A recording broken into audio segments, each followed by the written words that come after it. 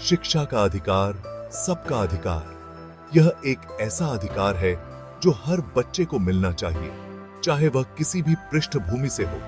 भारत में हर बच्चे को पढ़ाई का हक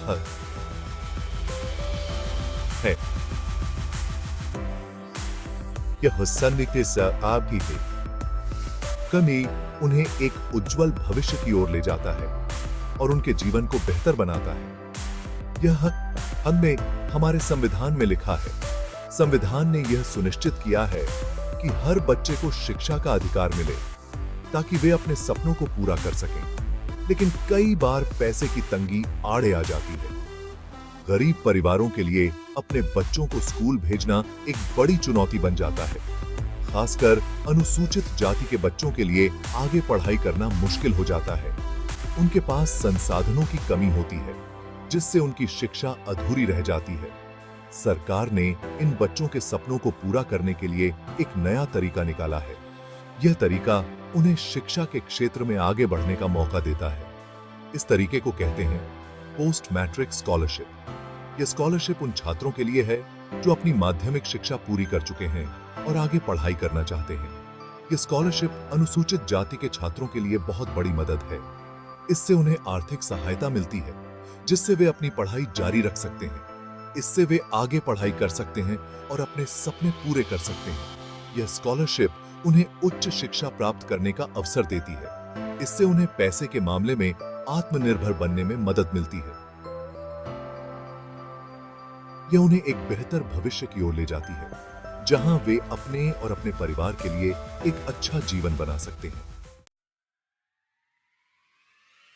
मुश्किलों से आगे बढ़ते हुए पोस्ट मैट्रिक स्कॉलरशिप का उद्देश्य। पोस्ट मैट्रिक स्कॉलरशिप का मकसद बिल्कुल साफ है। यह स्कॉलरशिप अनुसूचित जाति के छात्रों को पैसे की मदद देती है ताकि वे 10वीं के बाद भी अपनी पढ़ाई जारी रख सकें। बहुत से छात्र पैसे की कमी के कारण पढ़ाई छोड़ देते हैं। यह स्कॉलरशिप ऐसे छात्रों के लिए एक उम्मीद की किरण है। इससे वे अपनी प्रतिभा को निखार सकते हैं और समाज को बेहतर बनाने में अपना योगदान दे सकते हैं। कौन है स्कॉलरशिप का हकदार? पात्रता मानदंड समझें। यह स्कॉलरशिप हर किसी को नहीं मिलती। इसके लिए कुछ नियम और शर्तें हैं। सबसे पहले तो आपको भारत का नागरिक होना जरूरी है और अनुसूचित जाति वर्ग से संबंधित होना चाहिए। आपके परिवार की सालाना कमाई 2,50,000 रुपए से ज्यादा नहीं होनी चाहिए। यह स्कॉलरशिप 10वीं पास छात्रों को 11वीं और 12वीं कक्षा के लिए मिलती है। इसके अलावा यह ग्रेजुएशन, पोस्ट ग्रेजुएशन और दूसरे प्रोफेशनल कोर्सेज के लिए भी उपलब्ध है। ओहिरत है। किन कोर्सेज के लिए मिलती है स्कॉलरशिप? जाने कोर्स कैटेगरीज। यह स्कॉलरशिप कई तरह के कोर्सेज के लिए मिलती है। इन्हें 4 ग्रुप्स में बांटा गया है। ग्रुप ए में प्रोफेशनल कोर्सेज आते हैं, जैसे कि इंजीनियरिंग और मेडिकल। ग्रुप बी में दूसरे प्रोफेशनल कोर्सेज होते हैं, जैसे कि मैनेजमेंट और लॉ। ग्रुप सी में ग्रेजुएशन और पोस्ट ग्रेजुएशन के आम कोर्सेज आते हैं। और ग्रुप डी में वे कोर्सेज होते हैं जिनमें डिग्री नहीं मिलती, जैसे कि डिप्लोमा और सर्टिफिकेट कोर्सेज। आपको अपने कोर्स के हिसाब से स्कॉलरशिप के लिए आवेदन करना होगा। सेक्शन 5 स्कॉलरशिप का खजाना, आर्थिक सहायता और भत्ते। यह अध्याय उन सभी महत्वपूर्ण पहलुओं को कवर करेगा जो छात्रों को आर्थिक सहायता और भत्तों के बारे में जानना चाहिए। यह स्कॉलरशिप पढ़ाई का खर्च उठाने में मदद करती है। यह उन छात्रों के लिए एक वरदान है जो आर्थिक रूप से कमजोर हैं और उच्च शिक्षा प्राप्त करना चाहते हैं। इसमें ट्यूशन फीस, परीक्षा की फीस और किताबों का खर्च शामिल है। यह सुनिश्चित करता है कि छात्रों को अपनी पढ़ाई के दौरान किसी भी प्रकार की वित्तीय कठिनाई का सामना न करना पड़े। इसके अलावा छात्रों को रहने खाने के लिए भी पैसे मिलते हैं। यह भत्ता छात्रों को उनके दैनिक जीवन के खर्चों को पूरा करने में मदद करता है। यह पैसा इस बात पर निर्भर करता है कि वे हॉस्टल में रहते हैं या घर से आते जाते हैं। यह सुनिश्चित करता है कि सभी छात्रों को समान अवसर मिले, चाहे वे कहीं भी रहते हों। दिन में आने जाने वाले छात्रों को हर महीने 550 रुपए मिलते हैं, जिससे वे अपने यात्रा खर्चों को आसानी से पूरा कर सकते हैं, जबकि हॉस्टल में रहने वाले छात्रों को 1200 रुपए मिलते हैं। यह राशि उनके रहने और खाने के खर्चों को कवर करती है। इसके अलावा कुछ मामलों में नॉन रिफंडेबल फीस भी दी जाती है। यह फीस उन विशेष पाठ्यक्रमों के लिए होती है जिनमें अतिरिक्त खर्च शामिल होते हैं। यह फीस कोर्स के हिसाब से अलग-अलग होती है। यह सुनिश्चित करता है कि छात्रों को उनके चुने हुए पाठ्यक्रम के अनुसार उचित वित्तीय सहायता मिले। इस प्रकार आर्थिक सहायता और भत्ते छात्रों को उनकी शिक्षा में उत्कृष्टता प्राप्त करने में मदद करते हैं, जिससे वे अपने सपनों को साकार कर सकें। सेक्शन 6, एक से ज्यादा स्कॉलरशिप। जाने अतिरिक्त लाभ और नियम। कुछ छात्रों को एक से ज्यादा स्कॉलरशिप मिलने की योग्यता होती है, लेकिन ध्यान रखें, आप एक समय में सिर्फ एक ही मुख्य स्कॉलरशिप ले सकते हैं। इसके अलावा आप दूसरी स्कॉलरशिप से मिलने वाले अतिरिक्त लाभ जरूर ले सकते हैं। यह लाभ मुख्य स्कॉलरशिप के साथ साथ मिलते हैं, जैसे कि किताबें खरीदने के लिए पैसे या फिर किसी प्रतियोगिता में भाग लेने के लिए आर्थिक मदद। हालांकि नियमों को ध्यान से समझना जरूरी है। सेक्शन 7, स्कॉलरशिप के लिए आवेदन कैसे करें। Step by step. Guide scholarship के लिए आवेदन करना बहुत आसान है।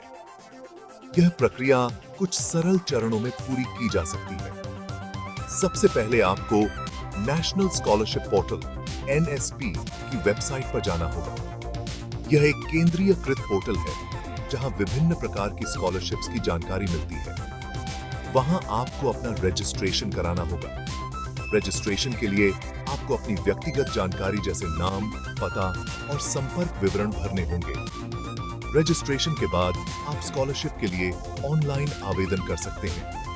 आवेदन पत्र में आपको अपनी शैक्षणिक जानकारी और स्कॉलरशिप के प्रकार का चयन करना होगा।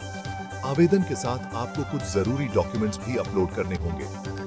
यह दस्तावेज आपकी पहचान और योग्यता को प्रमाणित करते हैं, जैसे कि आपका जाति प्रमाण पत्र, जो आपकी सामाजिक श्रेणी को दर्शाता है, आय प्रमाण पत्र, जो आपके परिवार की वार्षिक आय को प्रमाणित करता है, आधार कार्ड, जो आपकी पहचान को सत्यापित करता है, और पिछली कक्षा की मार्कशीट,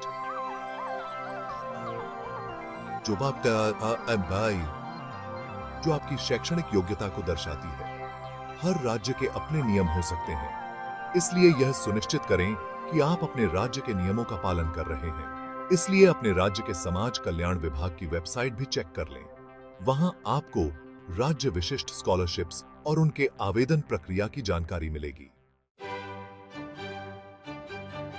सेक्शन 8, शिक्षा से उन्नति। स्कॉलरशिप का सकारात्मक प्रभाव। पोस्ट मैट्रिक स्कॉलरशिप का छात्रों के जीवन पर बहुत अच्छा प्रभाव पड़ता है।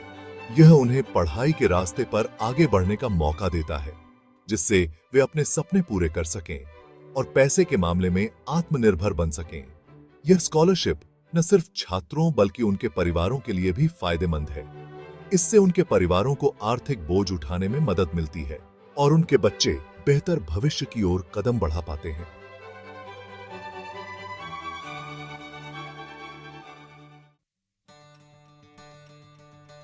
Section 9, scholarship.